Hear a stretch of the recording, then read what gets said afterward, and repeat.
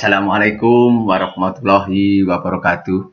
Bersama saya Pak Tiono, calon guru penggerak angkatan ke-7 dari SMP Negeri 2 Jatirjo, Kabupaten Mojokerto.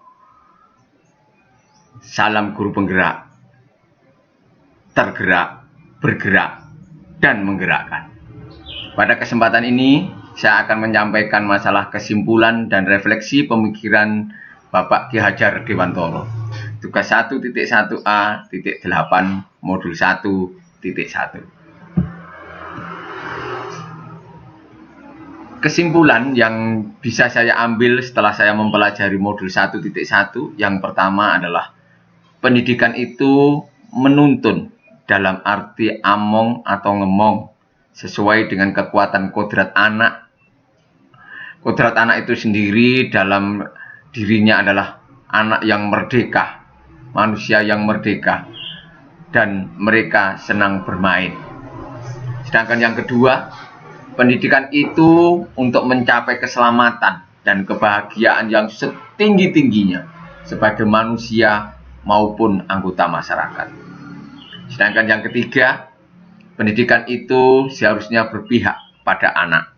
Sedangkan yang keempat, anak bukanlah tabula rasa, artinya kertas kosong, di mana kita dengan sesuka hati untuk menulis di dalam kertas kosong tersebut. Sebenarnya anak itu sudah memiliki garis-garis samar yang mereka miliki untuk kita tebalkan sebagai seorang guru. Kemudian yang kelima, pendidikan itu pada dasarnya adalah menanamkan budi pekerti. Keyakinan saya selama ini tentang murid dan pembelajaran saya di kelas sebelum saya mempelajari modul 1.1. Yang pertama, saya menganggap bahwasanya siswa itu sebagai objek dalam pembelajaran, sehingga saya selaku guru mendominasi dalam pembelajaran di kelas itu. Kemudian yang kedua, saya menganggap bahwasannya anak itu sama, kurang saya perhatikan kodratnya, padahal anak itu pada dasarnya adalah memiliki watak, bakat, minat yang berbeda-beda sesuai dengan kompetensi dan kemampuan, baik itu kodrat zamannya dan lingkungannya. Kemudian yang ketiga, saya selama ini merasa kurang puas dan selalu menyalahkan anak, bahwasannya anak tidak tuntas dalam pembelajaran karena saya menganggap mereka malas untuk belajar.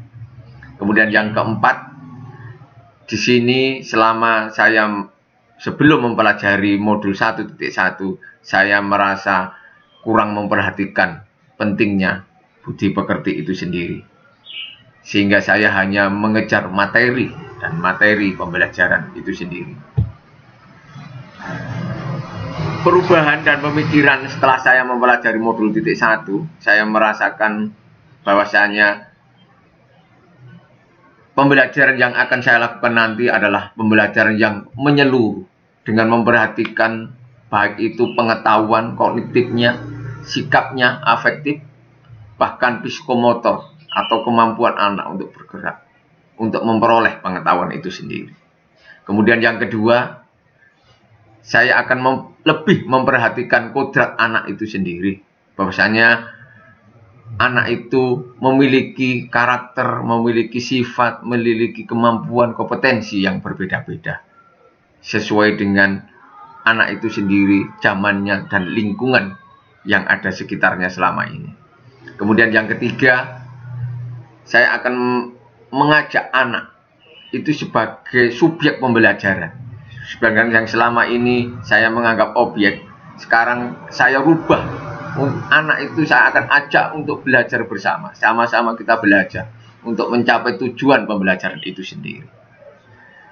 Kemudian yang keempat, saya akan memperhatikan tentang budi pekerti.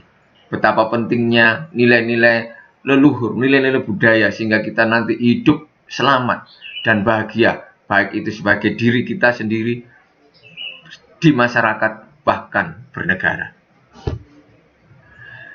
Kemudian yang bisa segera saya terapkan dalam pembelajaran ke depan di kelas. Yang pertama, saya akan merancang pelaksanaan pembelajaran yang melibatkan siswa, melibatkan murid saya secara interaktif dan menyenangkan.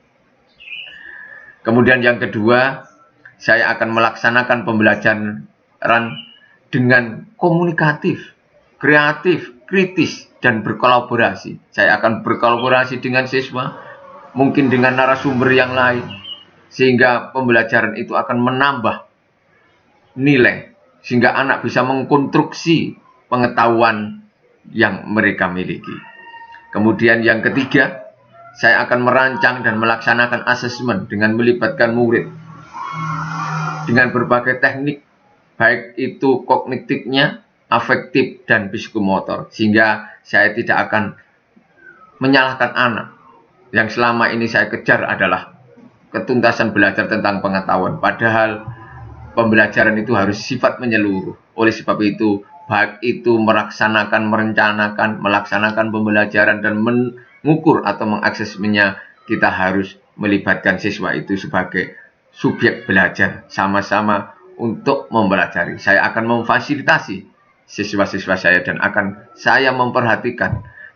Semuanya akan saya libatkan siswa saya, sehingga pembelajaran itu benar-benar berpusat pada siswa dengan memperhatikan kodrat zaman dan kodrat lingkungannya.